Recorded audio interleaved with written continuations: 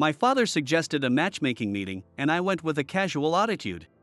But when I saw her, who had courageously come to meet me, I felt ashamed of myself. I realized I wasn't ready to express my true feelings to her just as I was then. I'm Michael Williams, 28 years old. Living alone with my father. My mother passed away a few years ago, so it's just the two of us, which can be a bit gloomy. My work was in the construction industry. I worked as an employee at the company where my father was the president. It was during my job search that I decided to take over my father's company in the future. Until then, neither my late mother nor my father ever told me to take over. They let me do whatever I wanted. When I seriously thought about working, I wanted to be as reliable as my father, so I decided to follow in his footsteps. It's not an easy path, he said sternly, crossing his arms, but I remembered he seemed a bit pleased. I started with no knowledge of anything at all. I crammed in skills and knowledge desperately. My supervisor, who acted as my trainer, scolded and yelled at me almost every day, but now he recognizes me as a good partner. My father usually doesn't praise me to my face, but when he's drunk, he called me his pride and joy. I was working hard in my job, aspiring to be like my father, whom I respect. Anyway, Michael, do you have a significant other that you would consider marrying?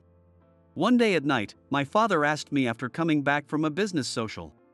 Well, no, not at the moment. I replied. I was not very good at talking to women and shy about romance. Because I had been so focused on work, as I got older, it was even harder for me to step into a relationship. He must have been worried about me. Thinking so, I responded casually, then can I talk to you for a second, he prompted. Today, I had a drink with Mr. Thompson of Thompson Construction, a subcontractor, he said. Then my father showed me a photo on his phone. This is Mr. Thompson's daughter. Why don't you meet her for a matchmaking date? A sudden proposal for a matchmaking date. I was surprised that such a proposal would come to someone like me. But I wasn't very enthusiastic about matchmaking. Moreover, I almost burst out laughing, thinking that she was out of my league. She had beautiful long hair and distinct facial features. Her gentle demeanor made her seem like a popular beauty. Such a beautiful woman doesn't need to go on a matchmaking date, does she? I thought my father would laugh and agree, that's true. But my father looked sad and started talking about her, by saying, actually, you know. It turned out that Mr. Thompson's daughter had a hearing disability, and because of that, she herself had given up on marriage. While marriage wasn't everything, Mr. Thompson had muttered today that he wanted her to have a family and be happy. How about just meeting her, he suggested. Honestly, I wasn't keen on matchmaking. But I was attracted to her just from her looks, and she was exactly my type. I added a condition that if we could avoid the formalities of a traditional matchmaking date, well, if we just meet. I replied somewhat indifferently to my father, but inside, I was looking forward to seeing her. On the day of the meeting, Mr. Thompson also said that everyone would be nervous if they were too formal, so we decided to meet in casual attire. Still wanting to look a bit nice, I wore one of my favorite jackets. The place was a fancy restaurant that my father and Mr. Thompson frequent. We had reserved a private room. Arriving a bit early, I waited for Mr. Thompson and his daughter. As I heard the staff's voices from beyond the door, Mr. Thompson and his daughter entered with nervous expressions. We exchanged greetings, but I was captivated by her beauty, which was even more striking than in her photos. She was petite and had sheer skin. Her elegant demeanor was instantly noticeable, and it made my heart skip a beat. Nice to meet you, this is Sophia, my daughter. Mr. Thompson introduced her, and as she looked at his expression, she turned towards me and said in a soft, slightly hoarse voice, Nice to meet you. I'm Sophia. I introduced myself to them too, and we started with some light small talk. That was the only time I heard Sophia's voice during the meeting. She smiled gently while occasionally looking down and then up again. I, too, was mostly nodding along to the conversation between our fathers. Whenever our eyes met, I would return her smile, but I started to worry if she was getting bored. She looked around at everyone's faces and then down, maintaining a smile so as not to disturb the mood. I was worried she might be pushing herself too hard and was thinking about how to communicate with her when it happened. Michael, I assume you've heard about Sophia's hearing impairment, right? Mr. Thompson's voice, which had been lively, suddenly took on an anxious tone. I am aware, but Not in detail. As I said this, Sophia's expression clouded over, and she looked down. It seemed she realized the conversation had turned to her, judging by Mr. Thompson's expression and demeanor. She seemed to be biting her lip. I was concerned about her demeanor, but I listened attentively to Mr. Thompson. Sophia used to hear normally.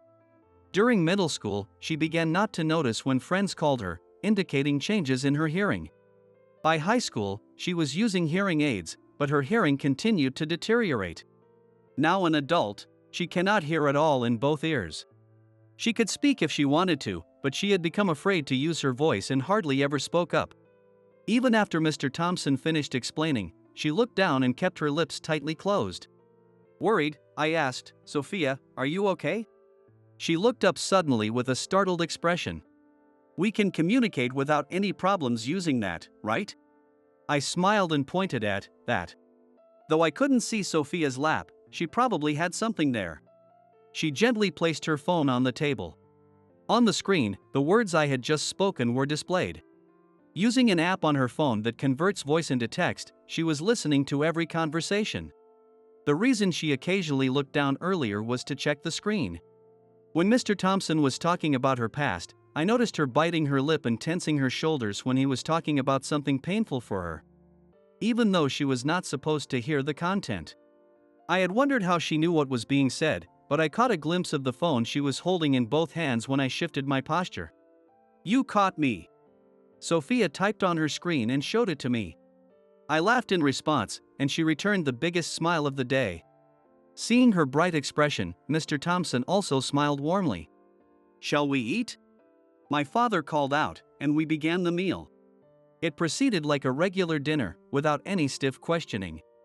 The father's ended with, "Let's have dinner again sometime," and Sophia and I exchanged a casual, "See you," with a wave as we concluded the day. Back home, my father immediately asked, "How was it?" When I inquired if he meant whether to pursue the matchmaking, he nodded, "Yes." Of course, there is the issue of hearing impairment, and you might not have been able to have a great conversation with her, but you will get to know each other better from now on, and she seems honest and pretty. He reflected positively on the day. But I was overwhelmed by various thoughts, all pressing down on my hesitant. After pondering for a while, I told my father, "I think I'll pass." My father must have expected me to agree. His smiling face quickly turned to anger. "Don't you feel ashamed of yourself? Are you prejudiced?" "That's disgraceful," he exclaimed. He pressed on, accusing me of appearing uninterested from the start, and not trying to engage with Sophia during the meal, thinking it was because of her hearing impairment. "I didn't think you would care about that. If your mom saw you now, she would be sad," he sighed, disheartened. I wished he wouldn't jump to conclusions. "No, Dad, you've got it all wrong. Didn't you see?" The reason I declined it wasn't what he thought. My late mother used to work at a school for special education. As a child, I often accompanied her to school events. And since my elementary and middle school was close to a special education school, we had many interactions and joint learning opportunities. I grew up understanding the importance of respecting each other. Though we moved away after middle school, I had friends from that time whom I fondly remembered. So I had no prejudices about Sophia's hearing impairment. The reason I declined it wasn't for reasons like that. You saw the look on Sophia's face today. She was trying her best to smile, but it looked like she was having a hard time. I think she must have had a lot of courage to come. I feel ashamed of myself for accepting the matchmaking with such a light heart. I should have thought about it more carefully. "I don't think either of us are ready for marriage," I explained. My father looked disappointed and muttered, "You don't have to decline." But I insisted, "Please let me decline this once. I need more time to think it through," and I looked him straight in the eyes. Then, my father quietly nodded and said, "I understand." The next day, I conveyed my decision to Mr. Thompson. He seemed saddened but accepted my feelings. A few days later, on a Friday, which was a compensatory day off for me, I went to Thompson Construction. I was there to meet Sophia, who worked as an office clerk. I had informed Mr. Thompson beforehand. When I discussed with Mr. Thompson that I wanted to give something to Sophia, He suggested that it would be easier for us to meet at the company rather than meeting privately. She didn't know I was coming today. I thought it might make her uncomfortable if I told her in advance, so I decided to surprise her. Mr. Thompson greeted me, saying, "Hi Michael, glad you to come." Then he said, "I'll go get Sophia, so wait here." And then he tapped me on the shoulder, just a little bit harder. It was like he was giving me a shout out.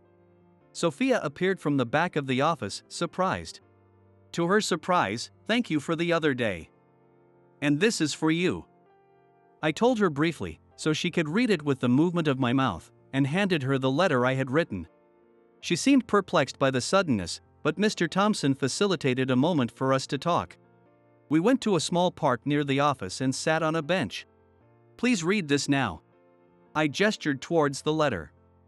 Sophia carefully raised the letter and ticket I had enclosed with it to her face, making a gesture as if to say, "I'll read it." She gently opened the envelope, her eyes widening at the ticket inside. Looking at me with blinking eyes, she held the letter in her left hand and the ticket in her right. Raising her left hand to her face, she signaled, "I'll read the letter first," and quietly read through it. In the letter, I apologized for declining the matchmaking, worried that I might have forced her into a situation she wasn't comfortable with. I expressed my happiness at having shared a meal and included the ticket as a token of my appreciation. After reading, she folded the letter, mouthing "thank you." Then she took out her phone, typed something, and showed it to me. "Thank you for the letter. First, I want to say thank you. Having a hearing impairment, I'm not good at interacting with people. I was anxious about what I would be asked the other day. But you didn't ask about my hearing at all, which was a first for me. You spoke in a way that I could respond with nods or shakes of my head, which made me feel relieved. Thank you." Sophia typed this and showed it to me, and after I read it, she mouthed, "Thank you again," smiling brightly this time as she held up the ticket. Then started typing again. I was curious about this art exhibition, but I was too anxious to visit it alone. "By the way, how did you find the standby screen on my phone? I was pleasantly surprised to know that you also like the paintings," she wrote. During the meal, when she had placed her phone on the table, I had noticed her standby screen was a picture of architectural art that I also admired. There was an art exhibition at museum in the next town, and I had given her a pair of tickets as a gift. But in the letter, I wrote, "I love this picture, too. I feel relaxed in a place where I can look at pictures and paintings. But well, I'm not sure if I should go there alone." I guess I was a bit of a schemer when I wrote that part. Sophia pointed to that part of the letter, chuckling and shaking her shoulders with laughter. Then she typed something into her phone hesitantly and showed me the screen. "Is this an invitation for a museum date?" Reading those words, I felt my face heat up. But it was okay since she laughed while shaking her shoulders. It seemed like Sophia's tension had eased a bit, and I felt relieved. I pulled another ticket from my pocket, and Sophia made a face as if to say, "It's the same one I have," and looked a bit shy. "It's just a place to look around, and if you don't mind, would you like to go together?" My voice was converted into text to her phone. Seeing that, she looked up happily, smiled, and nodded. The following Sunday, Sophia and I went to the art exhibition. We quietly looked at paintings and photos, signaling each other with our eyes when we found something wonderful or liked something. Just smiling with our mouths or nodding. After slowly walking through the museum, we bought coffee from a coffee shop and sat in the outdoor seating area. Today, I had something serious I wanted to share with her if I got the chance. "May I talk about something serious?" Seeing my earnest expression, Sophia also looked serious, alternating glances between my face and her phone screen. I took a deep breath and began to speak slowly. I declined the matchmaking, but in reality, I was seriously thinking about the future. "Sophia, you have a charm that draws people in. I especially like your smile. I want to see more of it. I was happy when we discovered a shared interest, and I enjoyed being with you today. I want to talk more with you. But I'm worried it might lead you to distress if we get closer. In school, I became friends with a kid with special needs. But he left saying we were different. He didn't want to be a burden. I just wanted to talk more and be closer to him. I'm not comparing that boy to you, Sophia, but I don't want to hurt you by my desire to get closer. Still, I want to talk more with you, Sophia. After saying this, our eyes met. My hands were a little shaky, but I raised them to my chest level, mustered my courage, and tried to convey my feelings. Sign language, just a little. But would you mind?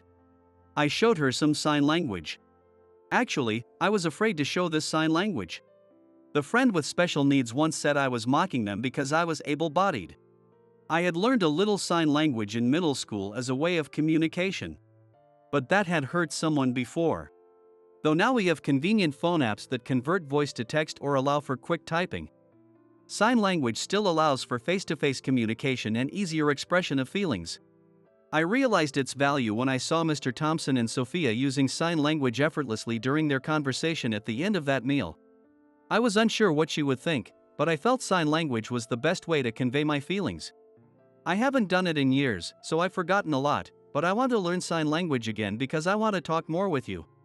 My thoughts appeared on the phone screen. Sophia stared intently at it. After a while, she looked up.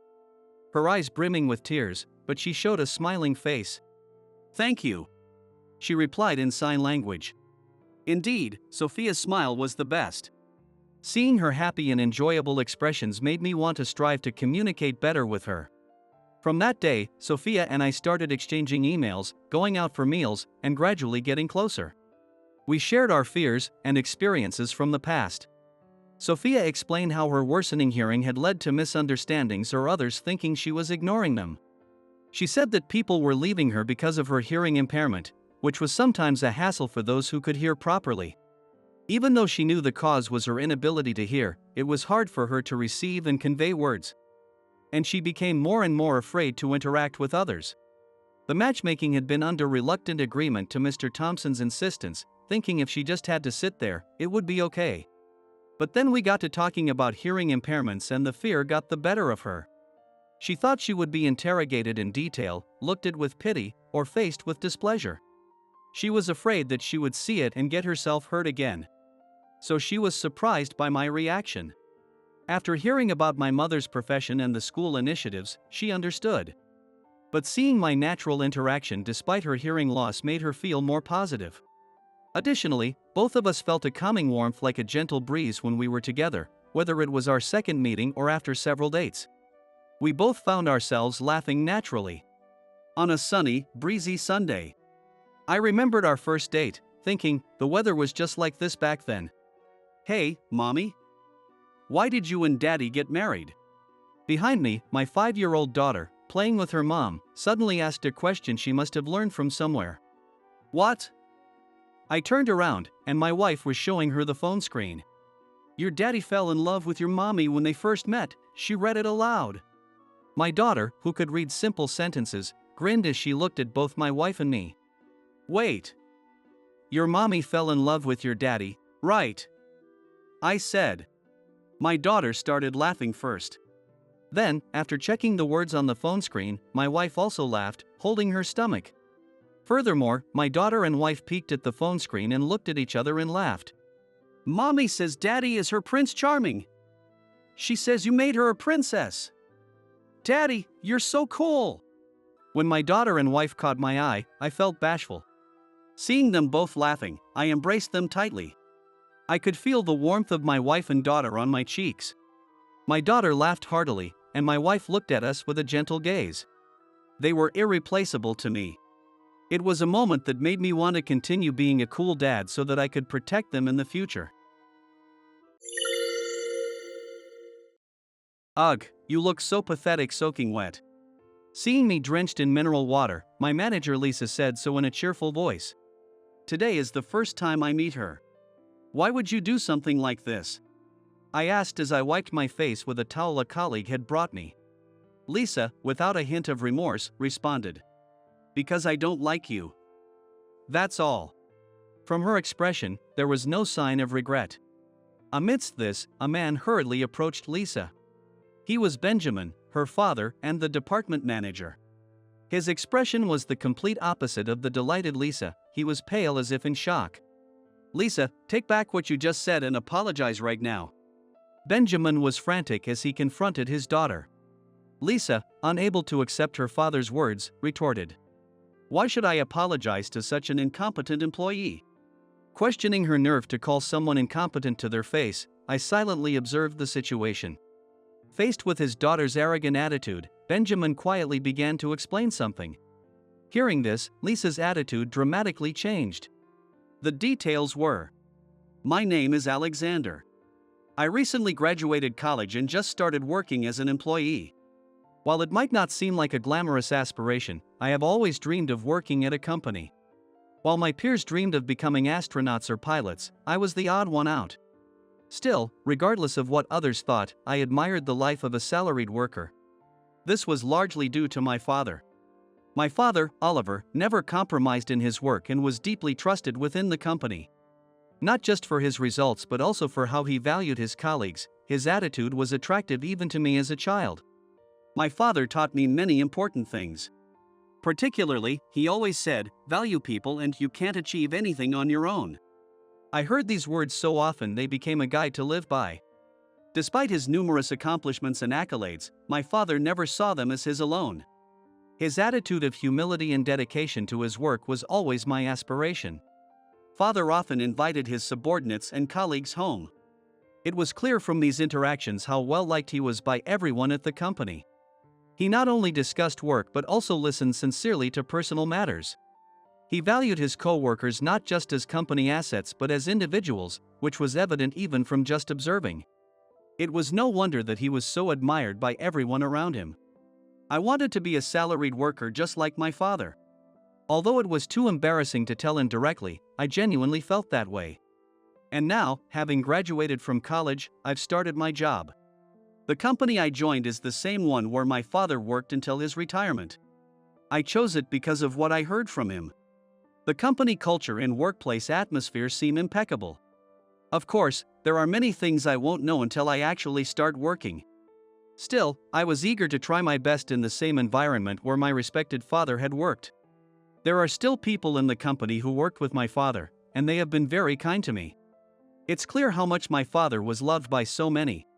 Just thinking about it fills me with joy. A senior told me, "Your father really helped me out, so don't hesitate to come to me if you need anything." It's very thankful, but I shouldn't rely on it too much. It feels like I'm taking advantage of my father's reputation and makes me somewhat uneasy.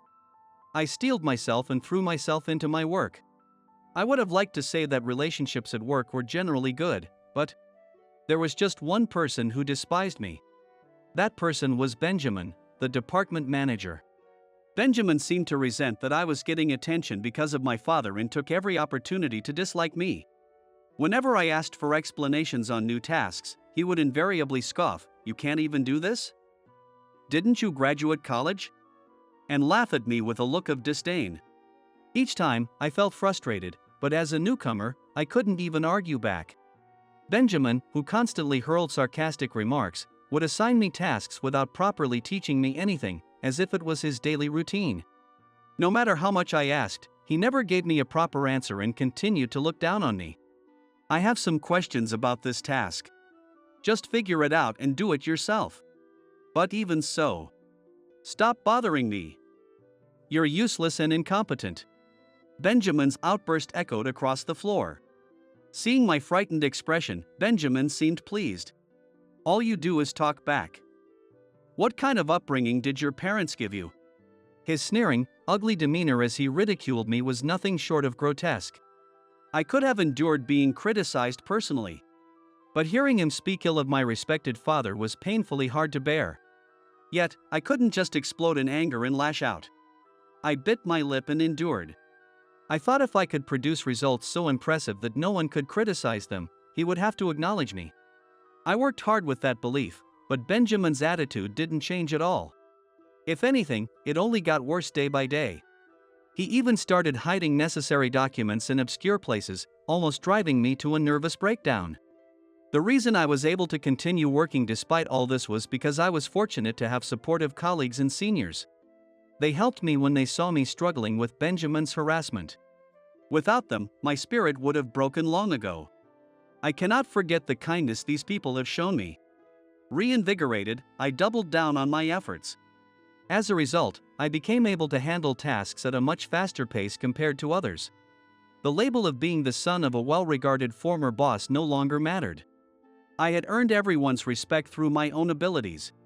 My colleagues and seniors rejoiced in my growth as if it were their own. It was just as my father taught, you can't achieve anything on your own. If I continued to produce good results, Benjamin would have to recognize me.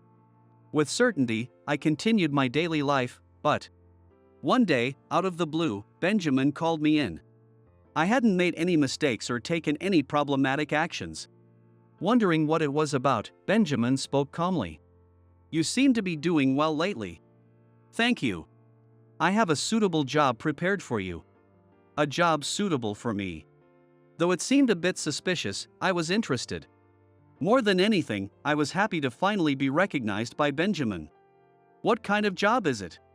I leaned in eagerly as I asked Benjamin. I want you to be involved in a project to start up a new branch. Starting up a branch office? I couldn't help but raise my voice in surprise. I thought it was just another office task, so I was pretty surprised. Even without asking for details, I knew it was a significant project. The prospect of setting up a new branch was more exciting than daunting. So, what will it be? Are you in or out? I want to do it. Please let me join the branch setup project. There was no time to hesitate. Even if it meant moving out of state, I was prepared for that. I had that level of resolve. That's the spirit. You're not having second thoughts, are you? Of course not. Hearing my firm response, Benjamin flashed a cunning smile. That expression made me feel a bit worried. And then, in the next moment, Benjamin said something unbelievable. Well then, do your best in Africa. What? It might have been the biggest shock of my life. Unbelievably, the location of the new branch Benjamin mentioned was Africa. Caught off guard by the overseas assignment, I couldn't hide my confusion. That's when I realized, this was Benjamin's trap. Recently, you've been getting cocky because you've sped up your work. Are you sending me to Africa just for that? It's a punishment for a young upstart who thinks he's something just because he can handle his job a bit. It was absurd. I wasn't getting cocky at all. I had never heard of being punished for being competent at work. The more shocked I looked, the more Benjamin's smile broadened. Ultimately, it didn't matter whether I was competent or not to him. The reason wasn't clear, but he just disliked me as a person.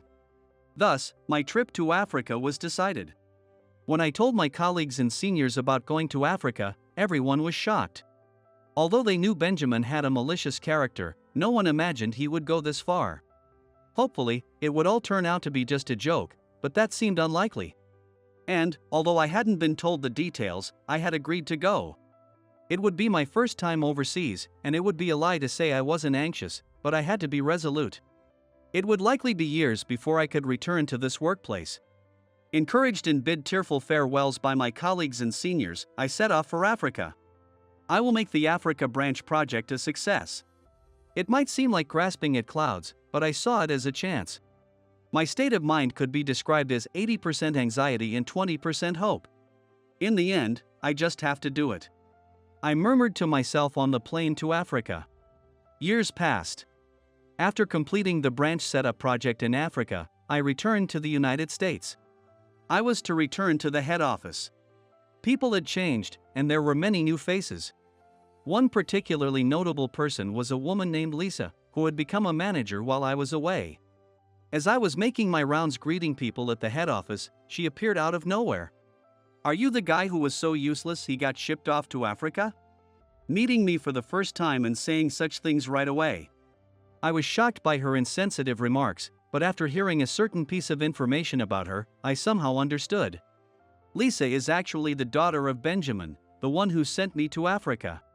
From what I've heard from my colleagues, she seems to have a particularly problematic personality. Taking advantage of her father's support, she behaves as she pleases, causing trouble. She hardly does her job properly, spending her day on her phone looking for men on dating apps. Her threat to employees she dislikes is, "If you defy me, you're fired. Pack your bags and leave right away." She constantly makes these selfish demands. Her reputation in the company is the absolute worst. She holds the position of manager only because of her father, and she is nothing but a nuisance. It seems the office was quite stirred up because of her while I was in Africa. Listening to these stories, I was nothing short of appalled. Nevertheless, there are familiar faces of colleagues and seniors at the workplace. They are the people who genuinely worried and supported me when I went to Africa. I went around greeting those I had previously relied on. Everyone was happy about my return. It was a heartwarming reception. Seeing the faces of my colleagues and seniors, I felt genuinely happy. As I was making my rounds, one person approached me. It was Lisa. Her expression was discontent, with a deep frown between her brows. "Hey, you. What is it? I feel like people in the office are way too submissive around you." Apparently, that was the cause of Lisa's displeasure. It shouldn't matter to her how others act towards me, but... Lisa turned to the colleagues and seniors I was talking to and said, "Are you guys stupid, sucking up to someone like him?" Then she walked back to her desk, so I thought she had returned to work. But she came back holding something. It was a plastic bottle filled with mineral water. As she unscrewed the cap, I wondered what she was about to do. Suddenly, Lisa threw the water right at me. I never imagined being doused with water on my first day back at the head office. I was completely soaked. People around were shocked and quickly fetched a towel for me. "Ugh, you look so pathetic, all wet. Why would you do something like this?" "Because I don't like you. That's all." Lisa, smirking without a hint of remorse, smiled. Her smile was just like Benjamin's, and at that moment, I felt the unmistakable link between father and daughter. "By the way, I've heard all about you from Dad." "Dad? You mean Benjamin?" "That's right. The useless, incompetent employee, right?" "I see, so that's what she had been told." It seemed she disliked the fact that an incompetent employee like me had returned and was being welcomed. "There's no place for an incompetent like you here, so you shouldn't have come back to America." Then, one person hurried over to Lisa. It was her father, Benjamin. His face was pale, and he was shaking. "Lisa, take back what you said and apologize right now." "What? Just apologize? Now? Why do I have to apologize to an incompetent employee?" Caught off guard by the demand for an apology, Lisa angrily confronted her father. With a look of anger, Benjamin responded to his daughter. "This man, Alexander, is a candidate for our next president." "What? A candidate for president? Are you kidding me? It's not April Fool's Day, is it?" Lisa was utterly astonished by Benjamin's statement. It's no wonder she was surprised. But the fact that I am a candidate for the next president was true. It was the result of successfully launching a branch in Africa. I built up achievements in a situation where I barely knew right from left, and was evaluated accordingly. Initially, I barely understood the language and often felt like giving up. However, the desire to prove Benjamin wrong and the encouragement from colleagues and seniors kept me from quitting. My hard work bore fruit, and how much I achieved was surprising. Lisa was the only one who didn't know I was a candidate for president. Even after Benjamin explained, she couldn't accept it and snapped back. "Impossible. Did you use connections or something?" "That's not the case. But his father was your former boss, right?" As expected, it seemed Benjamin had connections with my father. For the record, I didn't use any connections whatsoever. Facing his flustered daughter, Benjamin sighed and said, "That man wouldn't use connections to hire or promote his son." Hearing Benjamin talk about my father was new and felt strange. "Alexander, I want to apologize for my past actions and my daughter's rudeness." "I am truly sorry." Yes, Benjamin apologized. It was clear he wasn't just saying it superficially. It was hard to believe he was the same Benjamin who had harassed me so much. This was the moment I decided to ask something I had long wondered about. "Benjamin, there's something I've always wanted to know." "What is it? Why were you so unreasonably harsh on me?" "Well..." Benjamin seemed troubled by the question, but I still wanted to know. Such harassment without any reason seemed unlikely. Slowly, Benjamin began to speak. "As your daughter mentioned earlier, I was a subordinate under your father." I listened silently with a serious expression to what Benjamin had to say. "Your father was a wonderful person. Although he treated me well, I also felt envious. What do you mean? Your father was competent and beloved by his peers.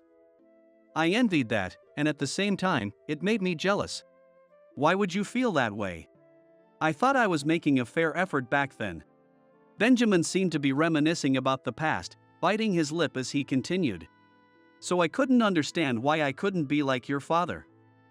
That frustration built up. And you took it out on me because I was his son? Looking back now, it was nothing but childish retaliation. Saying this, Benjamin apologized again. I'm not big-hearted enough to easily forgive the unreasonable harassment I suffered. Still, I was surprised by the change in Benjamin. I realized something after sending you to Africa. What was that? That you, like your father, succeeded because you value relationships and care about those around you. Benjamin. I'm truly sorry. This was his third apology of the day. Moved by Benjamin's words, Lisa seemed to have a change of heart. She apologized to me. I'm truly sorry. As long as you understand, that's what matters. And so, the chaotic day somehow came to a peaceful end. Later, by order of the senior management, Benjamin and Lisa were assigned to the African branch.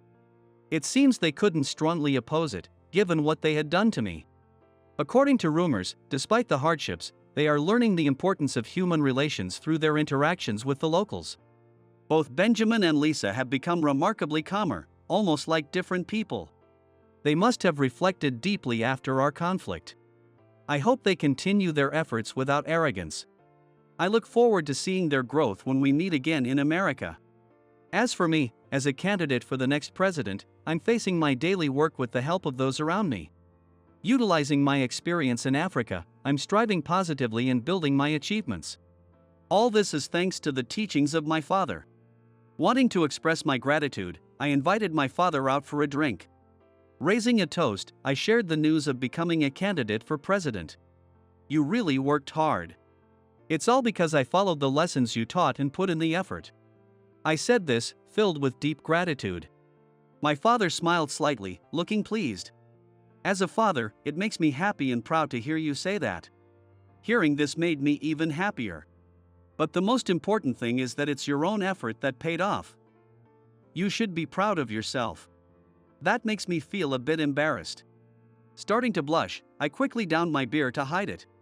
I resolved to keep my initial resolve and continue to improve.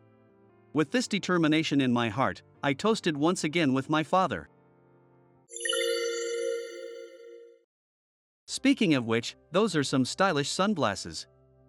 I just love women who look great in sunglasses, such cool beauties. Is that so? Why don't we get out of this stuffy place and go on a date? Ouch. Let go of me, please. Come on, you'd rather have an assertive man, right? Lucas grips tighter. Stop it. Get away from her. Before I knew it, I was already moving. Hello? What's up, Mom, calling all of a sudden? It's been almost a month since you started living on your own, right? Just checking to see if you're managing okay. You're too protective. I'm handling things just fine. Any problems with your coworkers? No worries. I mean, sorry. What's wrong? I almost lied just now. Actually, things are a bit tough. Is work getting to you? It's not the work itself, it's the people. Is someone messing with you about your looks? Well, that's been a thing since I was a kid, so I'm used to it. You shouldn't have to get used to it. You're not doing anything wrong. Thanks for your concern, but I'm okay. Really? Remember, you can tell me anything anytime. You're too protective. I'm really fine. I have to go. I've got something to take care of. Okay, take care and stay strong. After hanging up, I let out a big sigh. I put on a brave face again. To be honest, I don't want to go to work. I stare blankly at my reflection in the mirror, trying to force a smile. It only distorts my face. I've never been good at forming expressions, not just smiling. I suffer from what's known as facial paralysis. It's been an issue since I was little, and it has caused me a lot of pain. I was laughed at and avoided by classmates for being creepy. Mom always tried to protect me, but it pained her too. That's why I pretended to be okay during our call earlier. I'm sorry for being born this way. I muttered to the mirror and felt overwhelmingly sad. As I got older, people commented less on my face. But at my current job, there's one person who keeps mocking me relentlessly. Brandon, you haven't closed any deals this month, have you? Lucas. I apologize. Even your apology looks creepy. That's why you can't close deals or get girls. Apparently, in Lucas's dictionary, the word consideration does not exist. Whether I attract women or not is irrelevant. Hey, don't get all defensive just because I hit a nerve. Lucas, as detestable as his personality may be, was blessed with good looks. He must have been very popular from his school days. He graduated from a prestigious university, well known to everyone. But you know, I think even someone like you has value, so don't worry. What do you mean by that? Being at the bottom of the barrel, unable to work properly because of your twisted face, it makes others feel a bit better about themselves. Doesn't it? I don't find that comforting at all. Come on, I'm complimenting you. It's not just your face that's twisted, but your personality too. Every day, he would say things like this in front of other employees. It had been years since I was openly berated like this. Have you ever been in a relationship before? What? Just answer me. You haven't, right? There's no way you could have. Lucas asks with a smirk. Knowing full well already. No, I haven't. Bingo. I knew it. That quiz was too easy. Excuse me, I need to get back to work. On the gloomy way home, I kept thinking about Lucas's words. Romance, huh? I've never had a girlfriend. I feel it's presumptuous of someone like me to even have feelings for someone else. But there was once a girl I had feelings for. Her name was Amber, a classmate from high school. Hey Brandon, can I eat lunch with you? Oh, yeah. In high school, my facial paralysis caused me to be isolated. I usually ate lunch alone in a corner of the classroom. That's when she suddenly came over to me. Why would you want to eat with someone like me? What? Because I only get to see your true face when you're eating lunch. Well, I usually wear a mask, so... Yes, it's a rare opportunity, so we have to make the most of it. You should probably stop, you know? What? Why? I can't make facial expressions properly because of my paralysis. I know that. So what? Everyone else finds it creepy, and you might get avoided too. What? Why should I care about people who would avoid me for that? Amber looked genuinely puzzled, as if what she said was the most natural thing in the world. I'd never met anyone like her before. I decide who I want to talk to, so it's fine. She said that and showed me a bright smile. It was hard to push away someone who reached out to me like that. At first, I was reluctant, but gradually, I opened up to her. Hey Brandon. Let's go home together. Okay. Before I knew it, I had fallen into Amber's rhythm and was surprised at how close we had become. Initially, I suspected she had an ulterior motive, but her purity made such thoughts feel shameful. My mom and I had a fight last night. Do you ever fight with your parents? Not really. I think we get along pretty well. You're so lucky. I don't want to fight, but why are parents so stubborn? I guess it depends on the person. Hey, that's not fair. Amber said, laughing as she playfully hit me on the back. I couldn't pinpoint the moment it happened. By the time I realized it, I had fallen in love with Amber. But it would be a bother if someone like me confessed, wouldn't it? Lying on my bed, I stared at the ceiling and muttered to myself. Even if it went well and we started dating, others would probably point fingers at us. I couldn't help but think about things that probably shouldn't matter. I should be satisfied just being friends with her. I decided not to confess my feelings. Convinced that remaining friends was the best for both me and Amber, I settled on that. Our friendship was good, and we often hung out after school. One day, on our way home, Amber suddenly looked serious. Hey, Brandon. What's wrong? There's a secret I've kept from you for a long time. Everyone has secrets, don't they? That's true, but... I wanted to tell you. I'll listen if you want to tell me. What is it? Well, actually. Amber paused there, falling silent. Feeling it wasn't right to rush her, I patiently waited. I'm sick. Sick? With what? Little by little, I'm losing my sight. What? It's really scary. Is that true? Even as I asked, Amber didn't respond to the question. Instead, she continued. Today, I see less than yesterday. Is that some kind of metaphor? No, my vision is progressively getting worse. Maybe by tomorrow, I won't be able to see anything at all. How can I? I didn't know what to say. Saying it's going to be okay felt wrong. Blaming her for not telling me sooner also seemed absurd. Not knowing the right thing to do, I looked down.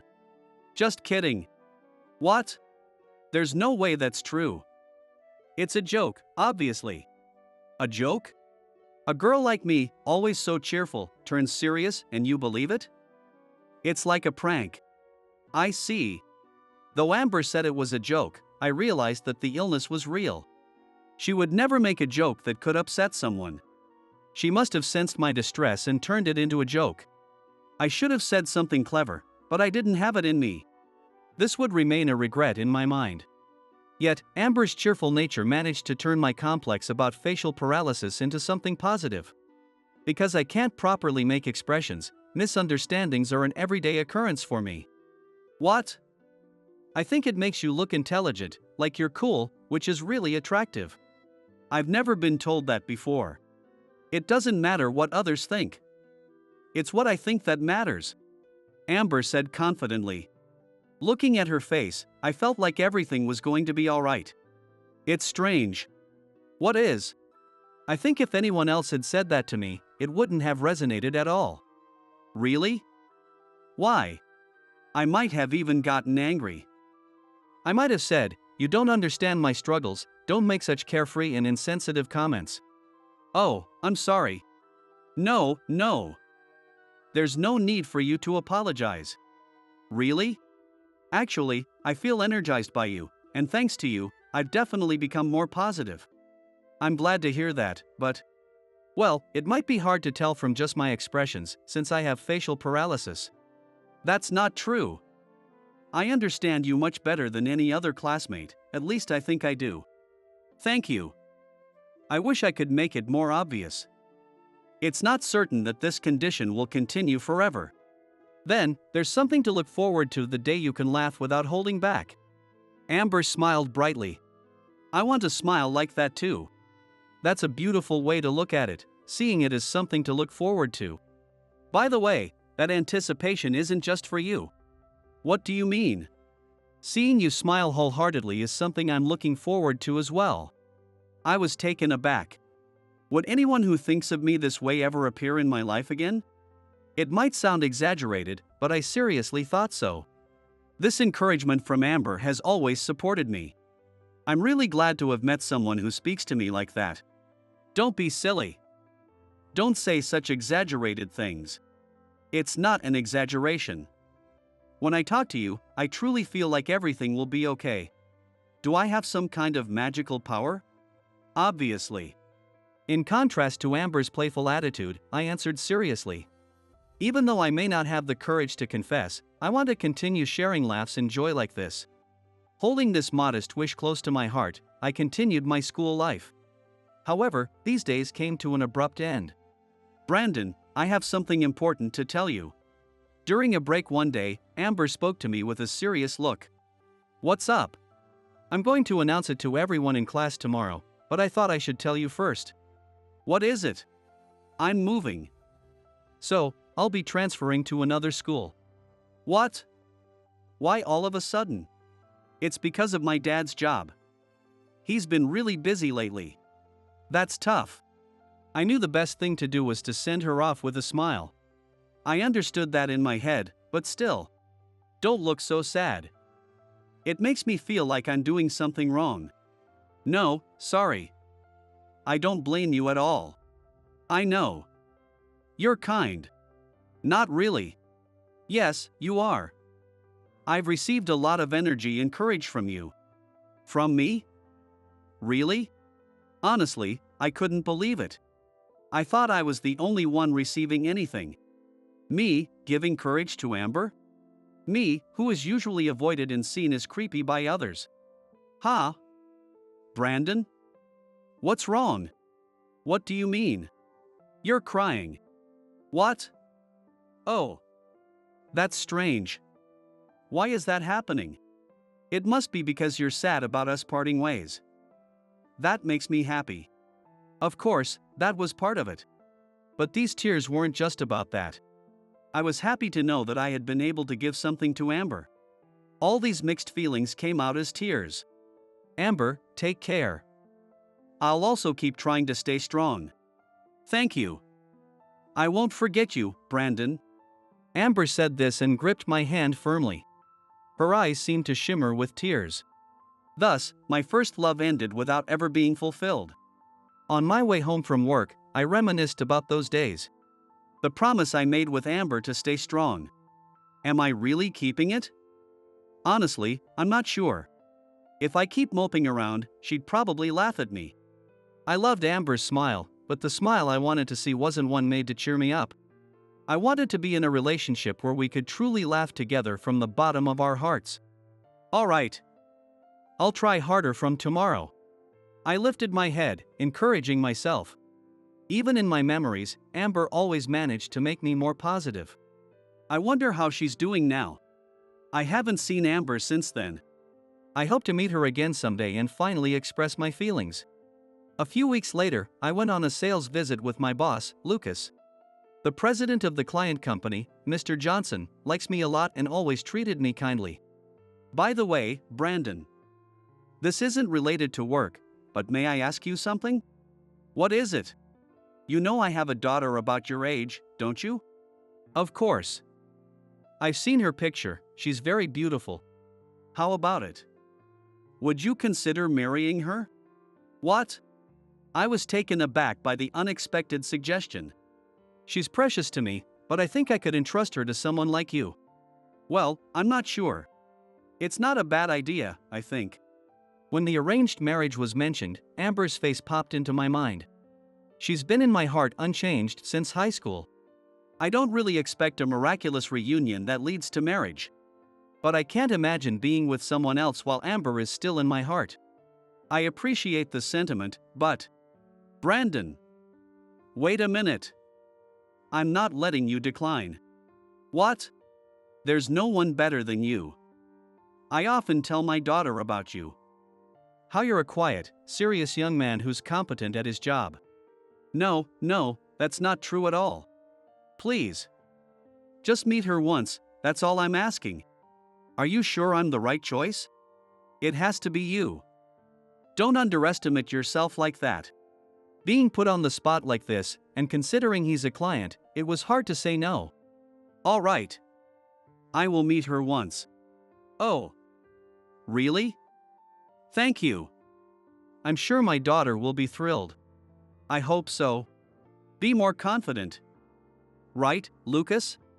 Lucas, who had been listening to our exchange, clearly looked displeased. Well, I'm not sure what to think. Why the long face? Aren't you happy for your subordinate? Despite Mr. Johnson's energetic reassurance, Lucas's expression remained unaltered. So, Brandon. I'll contact you again with the details. I'm counting on you. Understood. Thank you for arranging this. Ha! I might be the most excited of all. I'm really looking forward to this. The difference in enthusiasm between Mr. Johnson and me could not be more stark. It was nice to be valued not just as a worker, but as a person. But still, is it really okay to go to this arranged meeting with such half-hearted feelings? What would Amber do in this situation? On my way home, I muttered to myself, alone. Not that she would answer. Actually, it would be scary if she did. I joked to myself as I trudged along. But maybe, this was a sign to stop dwelling on Amber. I considered that possibility. Mr. Johnson was quick to act and he called me the next day. Brandon. It's set for Saturday the week after next. Are you free? This is about the matchmaking meeting, not work, right? Of course. I arranged everything right after you guys left. Thank you. Saturday the week after next works for me. Good, good. Even if it doesn't work out, I'll keep setting it up until it does. I didn't know what Mr. Johnson's daughter would think of me. Yet, I wanted to respond to his enthusiasm. Mr. Johnson would give me the time and place later. I wrote down these details in a notepad nearby. I never imagined myself in an arranged marriage. While I'm not averse to marriage, it always felt like something distant. This date doesn't necessarily mean I'll get married. The night before, I couldn't sleep, thinking about various things. No matter what I thought about, Amber's face would appear. I wish I could see her. What am I saying on the night before the matchmaking meeting? I was almost disgusted with myself. And then the morning of the meeting arrived. As I headed to the restaurant Mr. Johnson had told me about, Lucas called. Hey Brandon. About today's meeting, there's been a change in the venue. Really? Mr. Johnson called me and told me to go to the place I'm about to mention, Lucas said. Wait a moment. Why did Mr. Johnson contact you instead of me? There are various reasons. Mr. Johnson is also busy, so it can't be helped, he replied. I'm not sure if that's the issue here. He apologized for the sudden change. I'll send you the details of the store, Lucas continued. All right. Thank you very much, I said. Despite my confusion, I headed to the store that Lucas had mentioned. However, there was no sign of my supposed date, and there wasn't even a reservation made. Could it be that he lied to set me up? Given Lucas's usual hostility towards me, it's not an implausible scenario. He probably doesn't like the fact that Mr. Johnson favors me. I need to hurry. I rushed back to the original meeting place. Ultimately, I arrived significantly later than the scheduled time. There I found Mr. Johnson's daughter and Lucas together. Mr. Johnson's daughter was wearing sunglasses, making it hard to read her expression. However, it was obvious she was beautiful. Wow, I didn't expect Mr. Johnson's daughter to be this gorgeous, he remarked. And where is Brandon? I am Brandon. More importantly, what do you think of me? I don't look bad, right? I'd even say I'm quite handsome, he said. Lucas was completely wooing my date. So this was why he had lied. By the way, those are stylish sunglasses. I have a thing for cool beauties who look good in sunglasses. Is that so? Why don't we leave this stiff place and go out on a date? Lucas suggested, grabbing Mr. Johnson's daughter's arm. Ouch. Please let go, she protested. Come on, you like assertive men, don't you? Stop it. Get away from her. Without thinking, I acted to protect her. I freed her from Lucas's grip and protected her. What are you doing here? Why did you come? I'm here for a date. But more importantly, you set me up, didn't you? What? What are you talking about? I'm Brandon, he claimed. Are you still going on about that? You were interrupting us just as things were getting good. Who are you? He still insisted on being Brandon. How far will he go with his deceit? I am Brandon. You are Lucas. What are you talking about? I'm Brandon. Stop making things up, he replied. Perhaps he thought he could fool her since it was their first meeting. Just then, a waiter from the back of the restaurant came forward.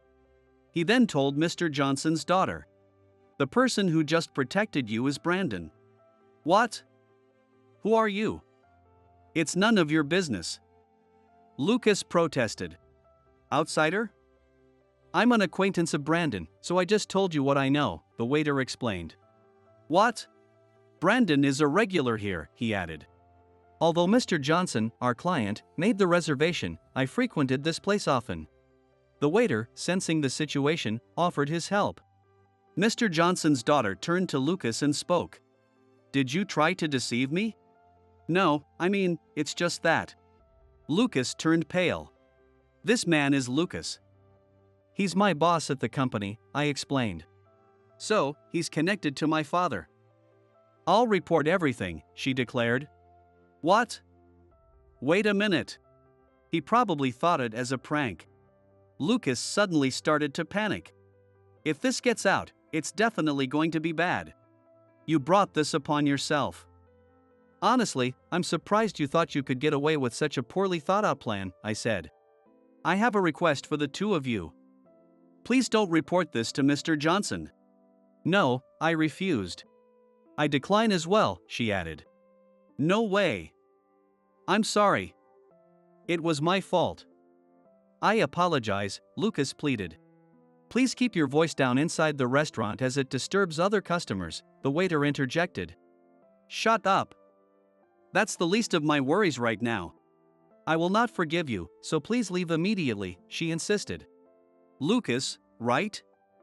You weren't really supposed to be here, were you? No, I mean, yes. I'm sorry. Lucas left the restaurant with his head down. Finally, the troublemaker was gone. So, you're Brandon, right? What?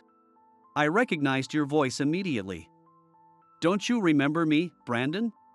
Could it be Amber? She looked so different, I hadn't recognized her. I had assumed it was just a coincidence that she had the same last name as our client, Mr. Johnson. What are the odds? It's like a dream to meet you like this after so long. It's been a while, she said. Amber, those sunglasses, can you no longer see? Yes. I can't see at all, she replied. I see. Unsure of what to say after such a long time, I was at a loss for words. Amber had become so beautiful, almost unrecognizable compared to our high school days. Suddenly reunited, I was overwhelmed with various emotions. It might not be the right time to say this, given it's our first meeting in a while, but what is it? I've always liked you since high school. No, I still like you just as much. I finally confessed. Even without hearing her response, a sense of relief washed over me. It felt as if a blockage had been cleared. Even if you can't see, I'll be your eyes. That's why I want us to be together. Strangely, I felt no embarrassment. Because I meant every word of it. I'm happy. Thank you, Brandon. Amber said, tears streaming down her face. You know, it's true I've lost my sight, but that's made other things more visible, she added. What? I can see the purity of your heart more clearly now. I knew it since high school, she revealed. Amber. I've liked you since high school too. Please, let's be together. Really? Yes. I couldn't help but jump for joy. The familiar waiters led the applause. Who would believe such a miraculous turn of events? Thus, Amber and I began dating. Later, thanks to our report, Lucas's scheme was exposed to Mr. Johnson. You dared to interfere with my daughter and Brandon's meeting. Ah. I'm so sorry. I will never forgive you.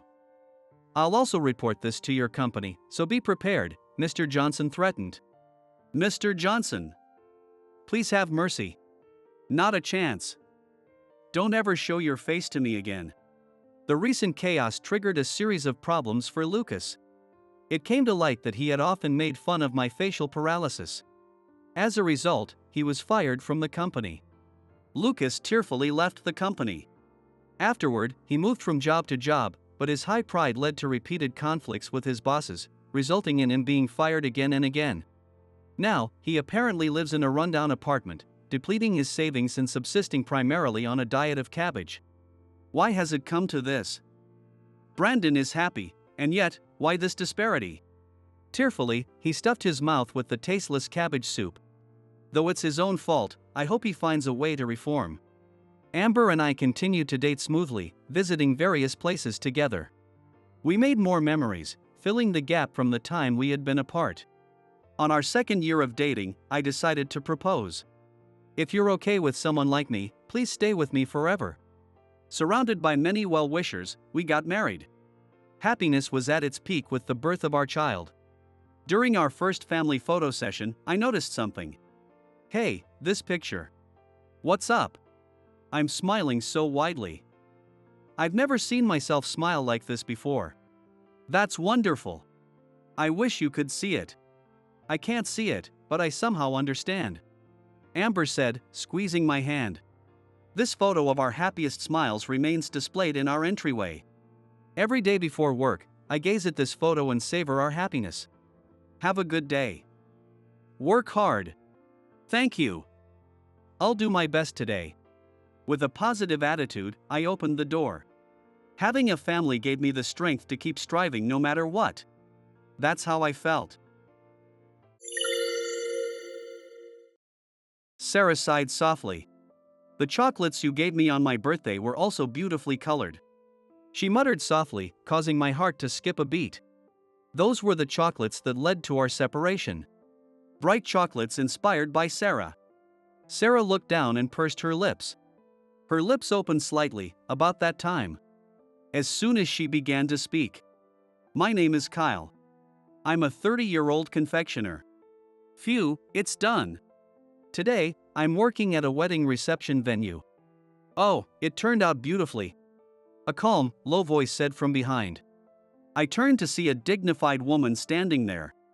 The bride's mother. She is also the master at the coffee workshop where I deliver my chocolates. A renowned master in our local area. Being addressed by Miss Sage, I naturally straightened up. I made it with all my heart.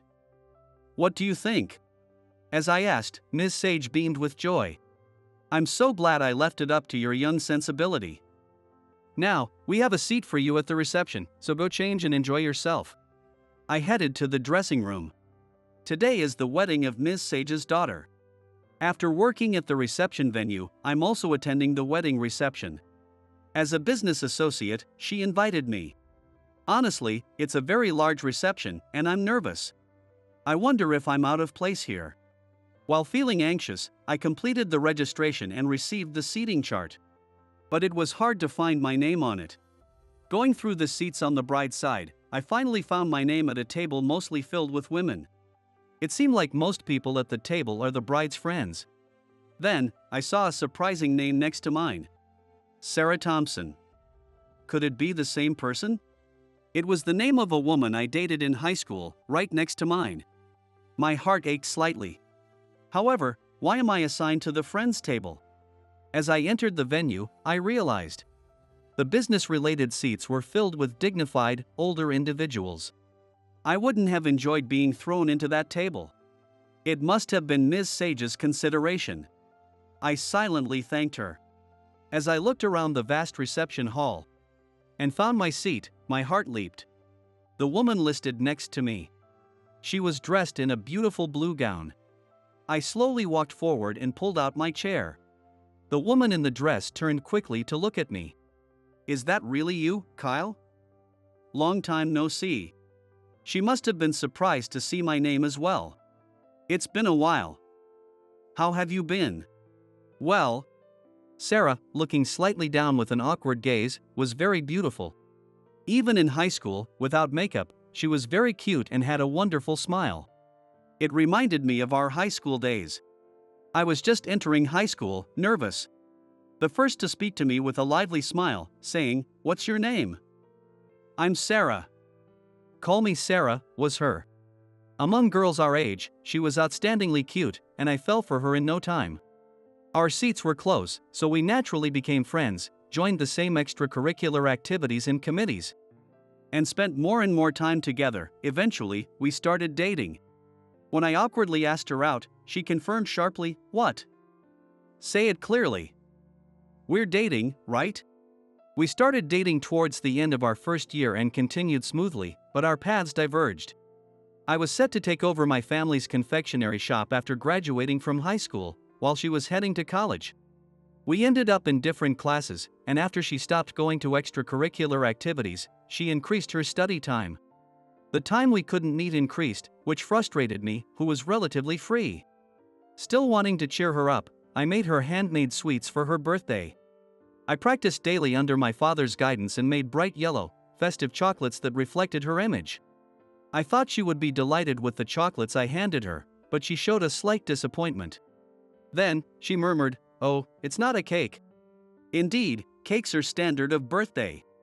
I was well aware that her favorite was strawberry shortcake. But I believed the chocolates I made were better. She quickly tried to cover, saying, "Oh, sorry." Is this handmade by you, Kyle? Amazing. It's beautiful, but her muttered words, "It's not a cake," deeply hurt me. After that, we gradually grew apart. Eventually, she broke up with me, saying, "I have to focus on my studies from now on." Sitting at my seat in the reception hall, those high school days flashed through my mind. I glanced at her next to me. From the lively high school girl, she had matured into a calm and composed woman. The light blue dress with subtle pink flowers scattered on it suited her very well. Her light makeup, based on pink tones, complemented her distinct features beautifully. She seemed softer, got changed from bright like yellow sunflower in high school days, which she was still stunning. She had been talking to the woman next to her, but when the woman left, she turned back to me. "I'm a friend of the bride from college, but how do you know her, Kyle?" When asked, I replied, "Through work. I know the bride's mom a little." Her eyes widened in surprise. "Wow. You're working with her?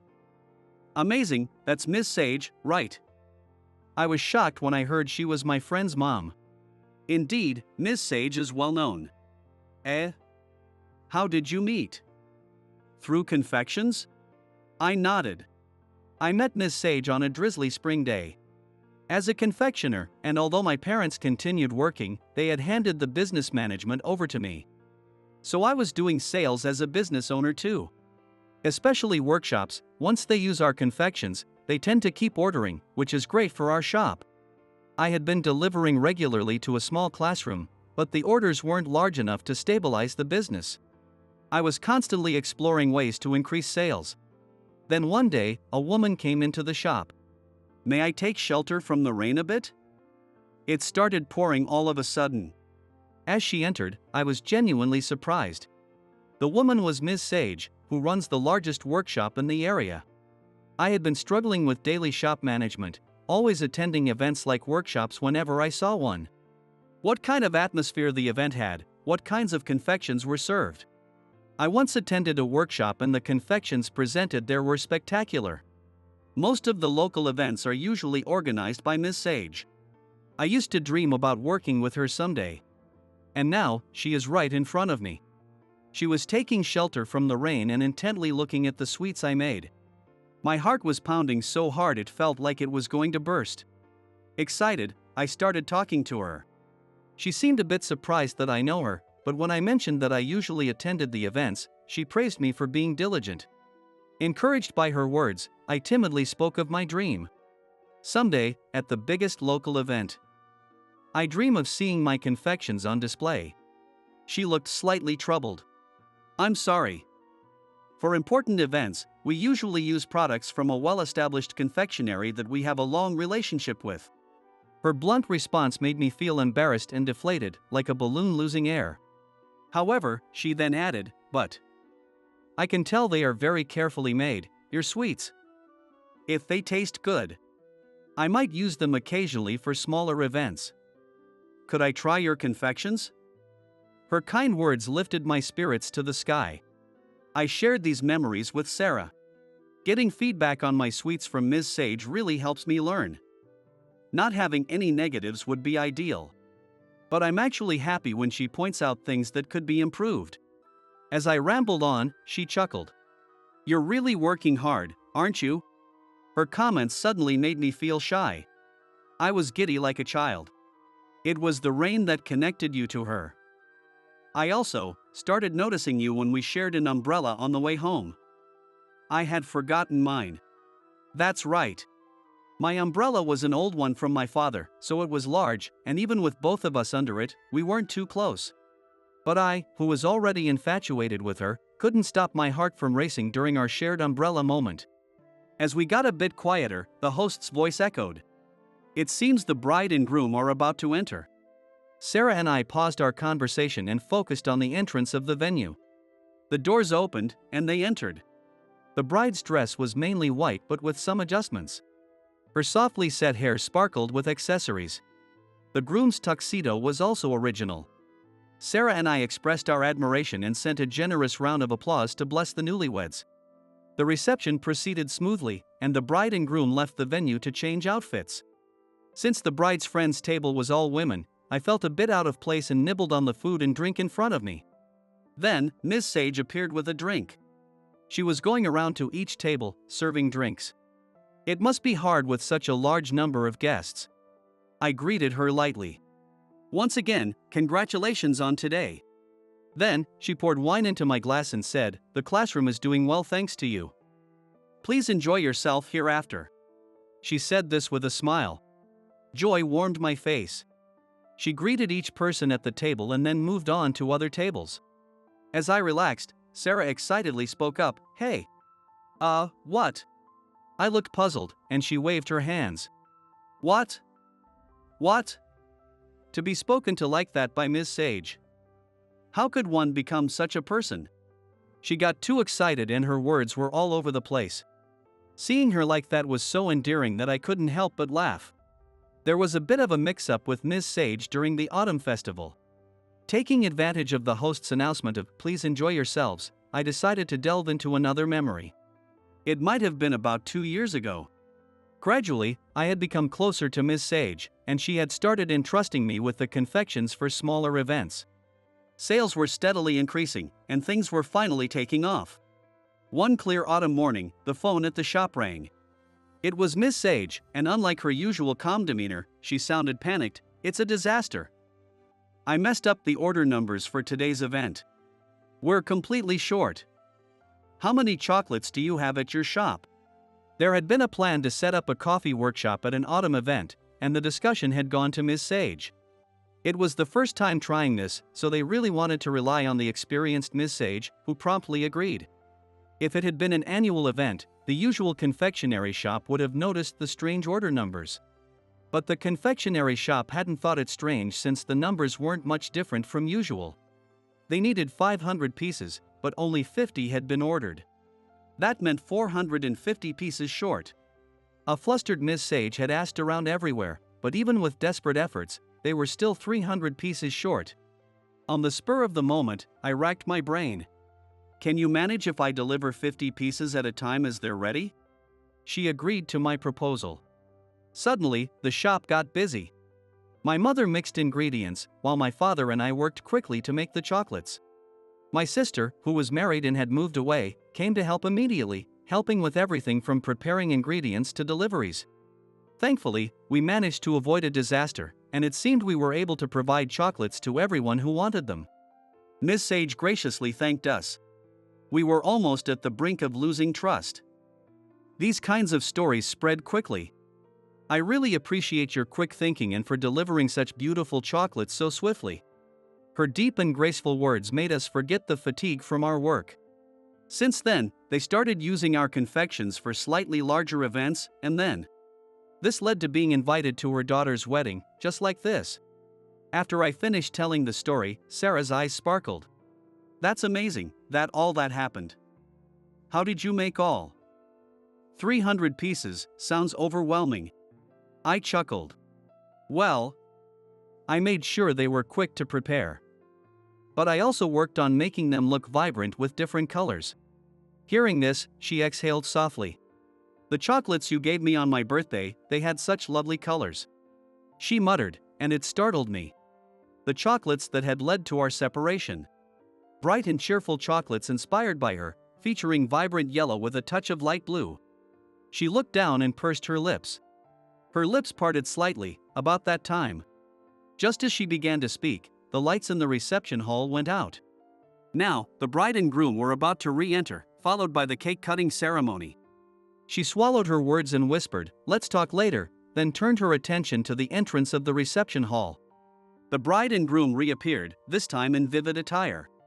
The bride wore a dress that suited her perfectly, a striking shade of red. The groom was in a crisp navy blue suit that matched his handsome features well. At that moment, she stood up and grabbed my arm. "Shall we go take a picture?"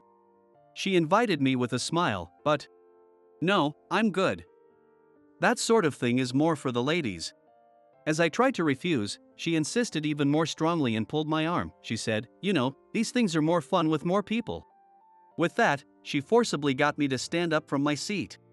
Even though her appearance had calmed down, it seemed her somewhat tomboyish traits hadn't changed. Feeling a bit awkward, I joined the crowd gathering around the bride and groom. As the host gave a flamboyant signal, the covering was removed. What appeared? Atop the highest pedestal were chocolates shaped like the bride and groom, surrounded by a colorful array of sweets below. All the chocolates were beautifully decorated. A loud cheer erupted, and I secretly breathed a sigh of relief. Yes, this was the wedding sweet tower that I had created, employing all the skills I currently possess, after being requested by Ms. Sage. The bride had expressed a desire to have chocolates and to enjoy coffee prepared by her mother and the students from her mother's class as the main feature. And that major role had been assigned to me, not to a well-established confectionery shop. When I first heard the request, I was surprised, but they said they trusted my sensibilities, and that's how it came to be completed. I thought to myself, this might turn into a bit of an advertisement. As I watched the bride and groom, the host announced, "These chocolates are the work of confectioner Kyle." Suddenly introduced, applause filled the venue. Sarah looked at me in surprise. I wonder what my face looks like right now. Probably the silliest face in the world. I wish they had told me they were going to introduce me. As I was about to blush and look down, the bride shouted, "Thank you for creating such a wonderful sweet tower." My chest warmed with emotion. While the enthusiasm in the hall hadn't yet faded, the lowest pedestal of the tower was cut into, and then coffee was served. As the chocolates were distributed and coffee was served. Noticing my gaze, Sarah smiled slightly. "I'm also learning coffee, though not at Miss Sage's class." I was surprised. As if reading my thoughts, she began to speak. "Even after we broke up, I couldn't forget about your work and wanted to understand it. Right after entering university, I joined an organization which we can learn about coffee. We can eat the sweets there, right?" she said, chuckling. Trying to understand my work, those words warmed my heart. Then I found it profoundly interesting. She said with a playful stick of her tongue out, "I shouldn't have stared so much at the sweets, but they were really beautiful and lovely. I had a hard time choosing which one to take." "Kyle, you're amazing." Being told that, my lips couldn't help but form a smile. Maybe I had always wanted to be recognized by her. From that day she was disappointed it wasn't a cake. All this time, I made up my mind and said to her, "Would you come to my shop tomorrow night?" At that, she looked surprised. It didn't have to be tomorrow, but I wanted to express my feelings as soon as possible. She nodded. "The location hasn't changed, has it?" I answered with a smile. "Of course not." After the reception concluded, I hurried back home to shape my feelings into something tangible. The next day. The sun is going down early these days. Closing time was approaching, and the surroundings had grown quite dark. As I took in the shop sign, I scanned the area. Then, from the distance, I saw a woman approaching. It was Sarah. She was walking gracefully towards me, dressed in a crisp, light pink outfit. When she spotted me, she smiled and gave a small wave. I invited her inside the now closed shop and had her sit in the small eating space. She looked around the shop. It's changed a bit. There was no eating space before. She remembered the shop from our high school days. I felt a bit embarrassed, and silence fell between us. I was also mesmerized by how beautiful she looked today. Just as she had in her glamorous dress the day before, this outfit suited her just as well. It was her who broke the silence. "Kyle, you've become really cool, it surprised me." Her words made my heart skip a beat.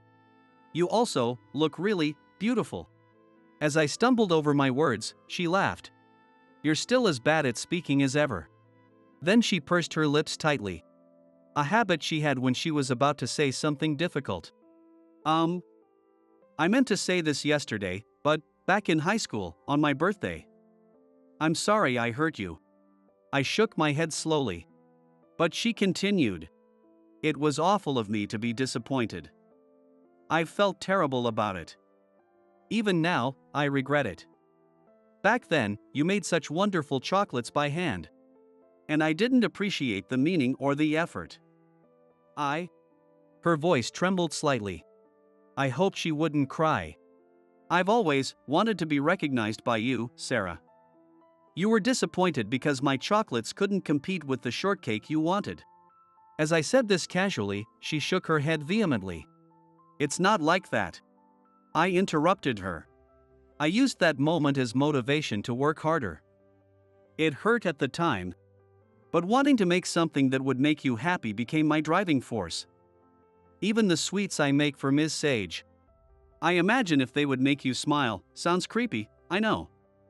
I always thought, if I had made this back then, would it have made you smile? I glanced at her face to gauge her reaction. She didn't seem to find it creepy. While talking, I moved behind the counter and picked up something, covering it with my hands as I brought it over to her. It was my masterpiece. The colors were a mix of pink and blue, a gentle hue. It was a slightly larger chocolate, intricately crafted. As she reached out to take it, her hand trembled. Looking into her eyes, I saw her in tears. As she took the chocolate from my hand and examined it, a single tear rolled down her cheek. "It's beautiful." Hearing those words filled my heart. "Did you like it this time?" I asked gently, and she nodded vigorously. "I made it with your current image in mind. Back in high school, it was vibrant yellow and blue. Now, it's like petals fluttering in a calm blue sky." As I said this shyly, she chuckled. "You don't sound like someone who's bad at talking. Did you practice?" She hit the nail on the head, and I was taken aback. No, I hadn't practiced. I had only repeated it over and over in my heart. "To think you'd hold such a beautiful image of me after all the awful things I said." "Kyle, you're too kind." She said this with a sniffle. "Sarah, you try to understand me, someone who disappointed you, by studying coffee. That's kind of you. Maybe we could try again?" Her eyes widened in surprise. "I think if you were by my side, I could improve myself even more. I want to keep creating things you like, things that make you happy. Things that make you smile, right beside you. Is that okay?" Tears started to spill from her eyes again. "Me? After what I did?" I was exasperated. "I'll say it as many times as it takes, you didn't do anything awful. We were just kids back then. And hearing that you've grown fond of sweets in your own way, well, that makes me fall for you all over again." Her face turned bright red. "I'm happy. I fell for you all over again yesterday. Hey, do you have a coffee set?" My face lit up as I stood. "Yes." "Are you going to make coffee?" She nodded with a smile, so I prepared the coffee set. In the quiet shop, the sound of making coffee was soothing. "It feels too precious to eat," she said, looking at the chocolate I had given her. "I can make it for you every day." As I said this, her eyes sparkled, and she carefully cut a piece and took a bite. She closed her eyes, savoring the taste, and then let out a sweet murmur, "Delicious." While secretly knocked out by her smile and voice, I too ate some of the chocolates. Then, I reached for the coffee that she had made. I slowly brought it to my lips and took a sip. It was delicious. She also drank the coffee she had prepared inside contentedly. Having her in my shop, making coffee, felt like we were a young married couple. I hoped that someday, this could really be us. With that thought, Sarah and I slowly savored our coffee together.